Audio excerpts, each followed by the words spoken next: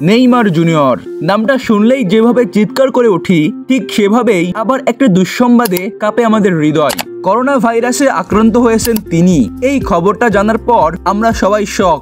ইনজুরির সাথে লড়াই করা একজন সুপারস্টার এখন করোনা ভাইরাসের সাথে লড়ছে। সর্বশেষ আপডেট অনুযায়ী আজকেই নেইমারের কোভিড-19 টেস্ট করা হবে এবং যদি রেজাল্ট নেগেটিভ আসে তাহলে খুব দ্রুতই তিনি ট্রেনিংয়ে ফিরবেন। আর একটি আপডেট হচ্ছে নেইমার জুনিয়র 2026 সাল পর্যন্ত তার প্রথম ক্লাব সান্তোসের সাথেই চুক্তি নবায়ন করছেন এবং 27শে জুন সেই চুক্তিতে স্বাক্ষরও করবেন তিনি। নেইমার সে তো এক যোদ্ধার নাম। তিনি এখন পুরোপুরি সুস্থ, শরীরে কোনো অস্বস্তি নেই কোনো উপসর্গ।